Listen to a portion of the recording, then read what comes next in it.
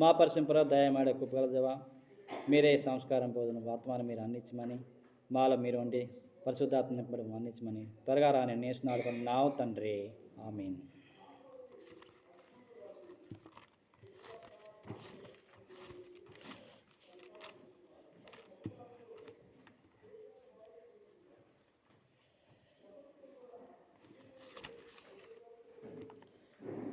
ఆదికాండ 14వ అధ్యాయం చదివింది, దాంట్లో వివరించుకొని వాక్యం చెప్పుకుంటాం. 23వ వచనం.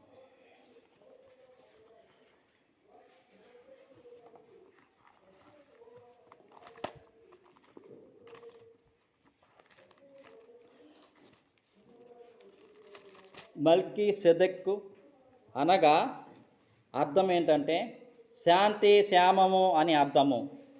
మల్కీసెదెక్ ఎవరంటే యేసుక్రీస్తుకు సాదృశ్యము. ఆనాడు అబ్రహాం గారికి మెల్కీసెదెకు ఆయన వచ్చి రొట్టె ద్రాక్షరసము ఆయనకి ఇచ్చారు. ప్రభు స్వయంగా ఆయనకి ఇచ్చారు, బలం పొందడానికి, శక్తి పొందడానికి. ఎందుకంటే ఆ టైంలోని అబ్రహాం గారు ఆ రీతిగా బలంగా తర్వాత ఉండడానికి, శక్తి పొందడానికి, రెండో రక స్థితిపడడానికి ఆ రీతిగా మీరు ఆయనకి బలము పొందడానికి ఇచ్చారు. రెండవది దీవెన ఇచ్చారు మనకి. దాంట్లో 18వ అధ్యాయంలో అది 14 అధ్యాయంలో మనకు కనబడుతుంది.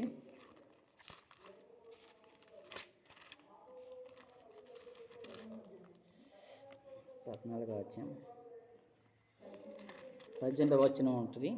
18 వచనం 19వ వచనంలో చదవండి. వచనం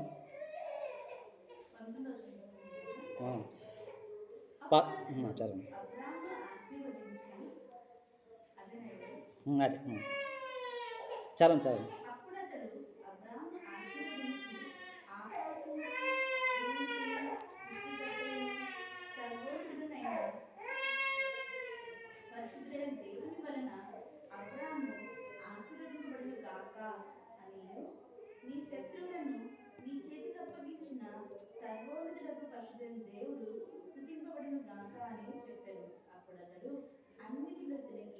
అదే చదవండి. ఎందుకంటే రొట్టె ద్రాక్షరసము బలం పొందడానికి ఆయనకి అబ్రహాం గారికి ఇచ్చారు. రెండోది ఆశీర్వదించారు. సృష్టి అంతట్లో, ఆకాశం అంతట్లో సర్వోన్నతుడైన దేవుడు అబ్రహాంకి ఆస్వాదించారు. ఇప్పుడున్న అబ్రహాం సంతానం ఎవరంటే ఆ రీతిగా ఇస్సాకు, ఆ రీతిగా మనకు కనబడుతుంది. యూదులైన వారు ఆయనలో నుంచి వచ్చారు. ఈయన ఎవరంటే అన్ని జనాంగం విశ్వాసుల తండ్రి. ఎందుకంటే విశ్వాసుల తండ్రిని నిరూపించుకున్నారంటే ఆనాడు ఏంటంటే ఇస్సాకు బలిమ్మని దేవుడు కోరాడు. కోరినప్పుడు ఆయన వెనక తీయలేదు. ఇది ఎందుకు ఇవ్వాలి, ఎందుకు నా కుమారుని ఇవ్వాలని ప్రశ్నించలేదు. ఆ రీతిగా ఆయన బలి ఇవ్వడానికి కూడా సిద్ధపడిన ఆయనకు దేవుడు విశ్వాసం చూసి విశ్వాసుల తండ్రి మనకు కనబడుతుంది. అనేక జనాలు, అనేక ప్రదేశాలు, అన్ని గోత్రాలు దీవించబడ్డాయి.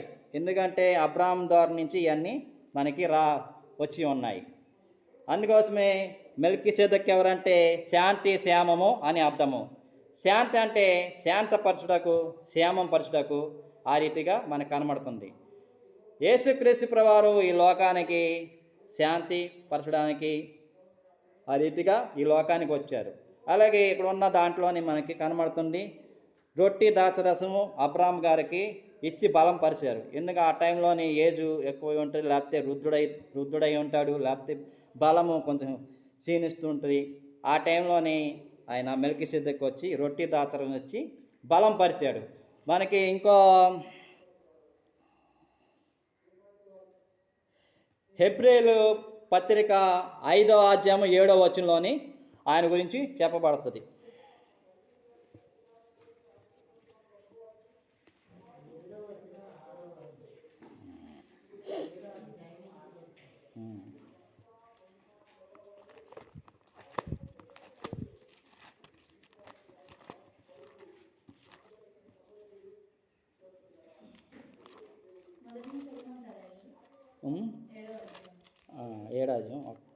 ఏడు రాజ్యం కూడా ఉంది, ఆ రాజ్యంలో ఉంది, 5 రాజ్యంలో ఉంది. మేము చెప్పింది 5 రాజ్యం 7 వచనంలో కూడా, దాంట్లో కూడా మెల్కీసెదెకు గురించి ఉంది. చూడండి ఒకసారి. ఈ 3 రాజ్యాలు కూడా ఉంటుంది దాంట్లోనే. ఏదో ఒకటి నేను 7వ వచనంలో రాశాను.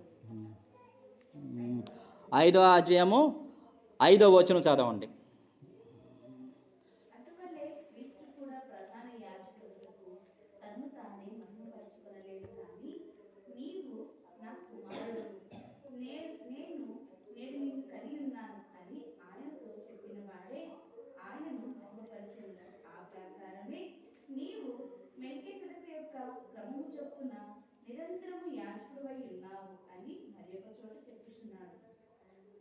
చాలా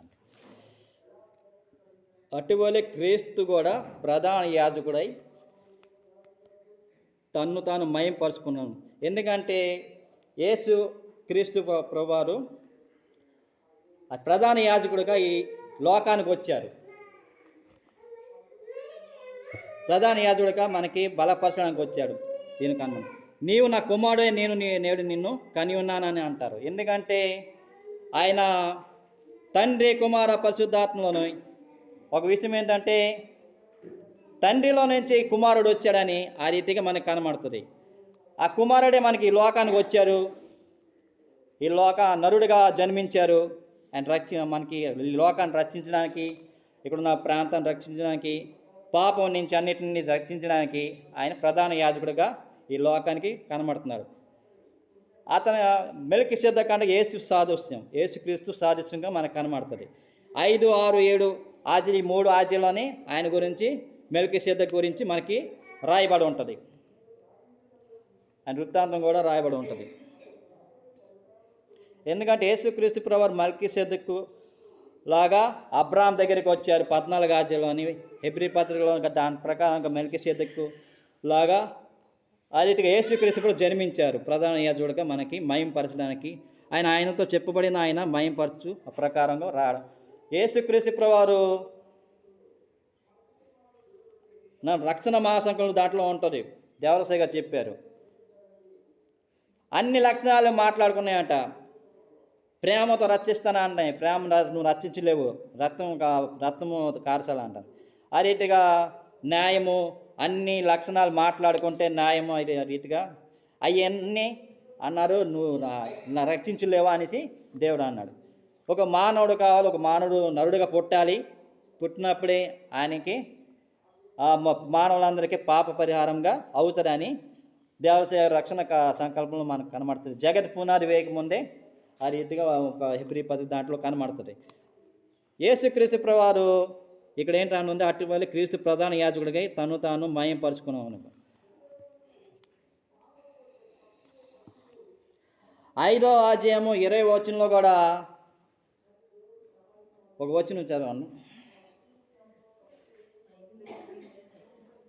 6వ అధ్యాయం 20వ వచనం, 6వ అధ్యాయం 20వ వచనంలో చదవండి.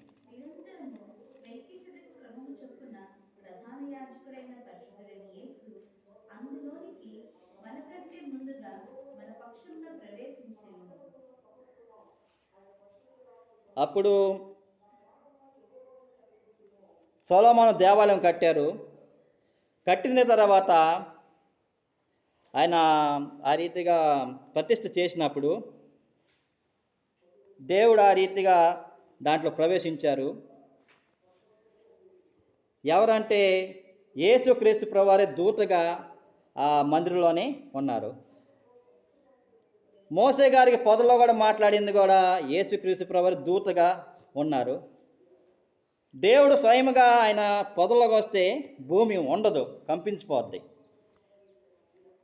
ఆ రీతిగా ఆయన దూత వలె ఆ రీతిగా మనకి కనబడుతుంది. ఇక్కడ ప్రధాన యాజకుడిగా యేసు అందులోని మనకంటే ముందుగా మన పక్షంగా చేరను. దేంట్లో అంటే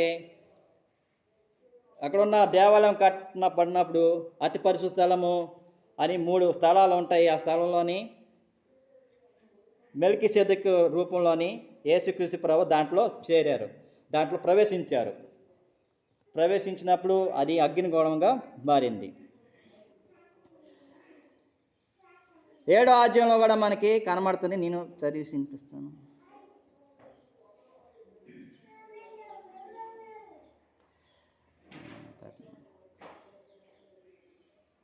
14వ వచనము 13, 14 చదువుతున్నాను.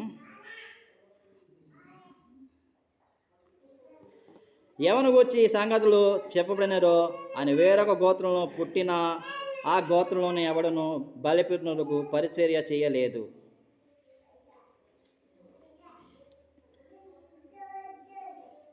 యేసుక్రీస్తు వారి గురించి మనకి కనబడుతుంది, పరిచర్య చేయలేదు.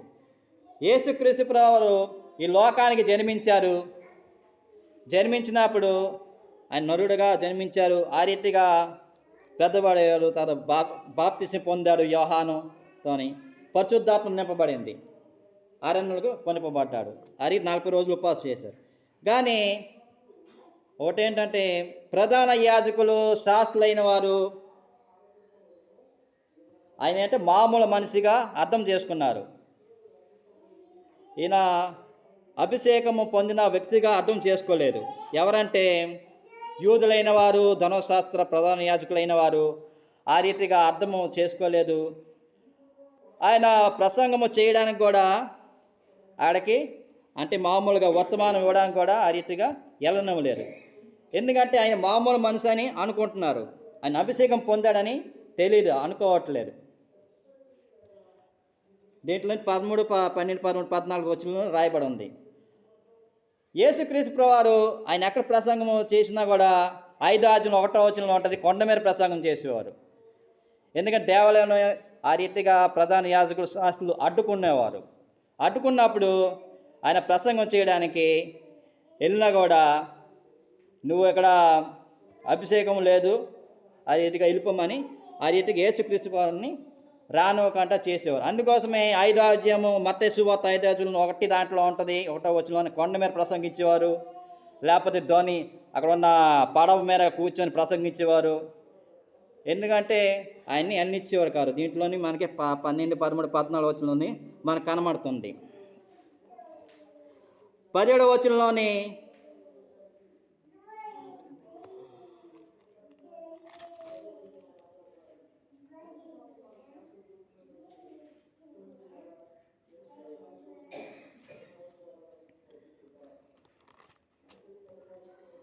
వచనం చదువుతున్నాను.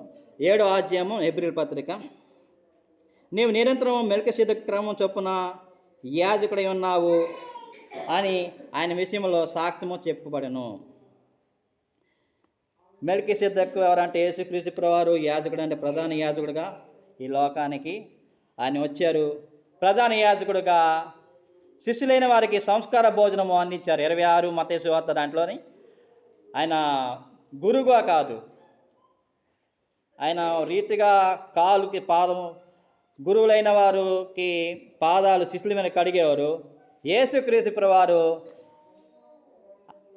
శిష్యుల పాదాలు కడిగి ఏమన్నారంటే పరలోకంలో మీరు పాలు పొందాలి, పరలోకంలో రాజులో మీరు ఉండాలని ఆ రీతిగా కనబడింది. రెండవది, యేసుక్రీస్తు ప్రధాన యాజకులుగా అక్కడ ఉన్న వారిని, శిష్యులైన వారికి ప్రభురాత్రి భోజనము అందించారు. అది లాస్ట్ ప్రభురాత్రి భోజనము. ఏమన్నారంటే నేను వచ్చు పర్యంతము మీరు అందరికి ఇవ్వాలి.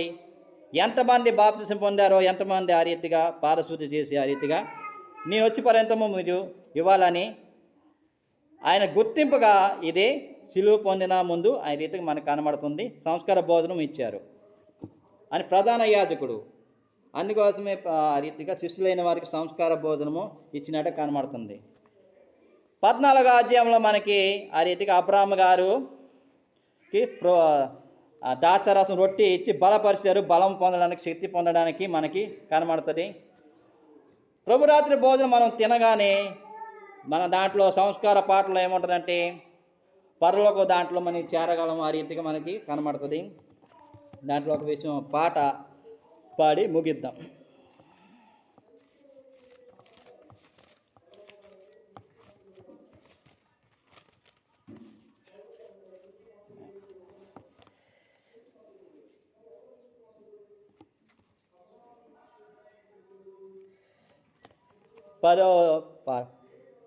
సరిగా నుండి భోజనముగా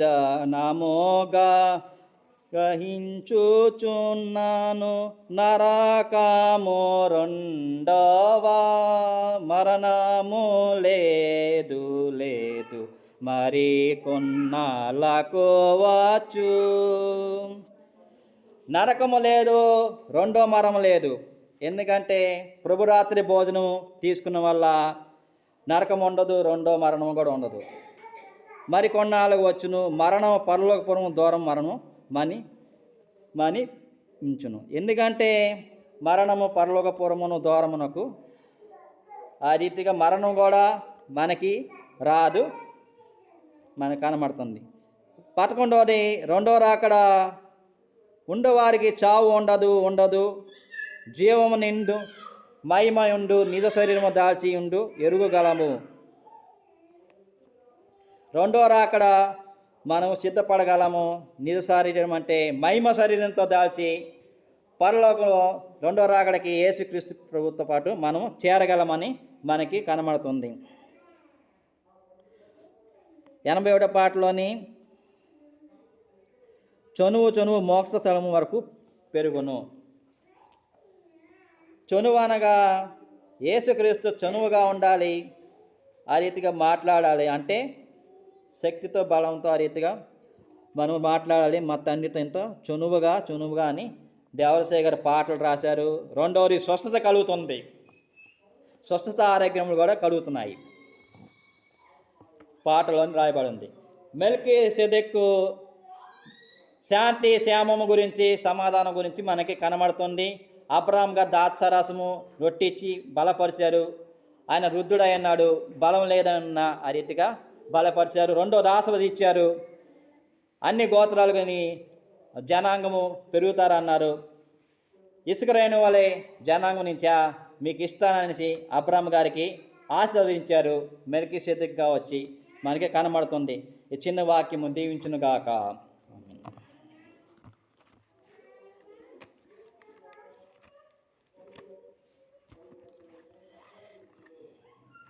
ప్రభురాత్రి సంస్కార భోజనం ఆరాధన చేసుకుందాం.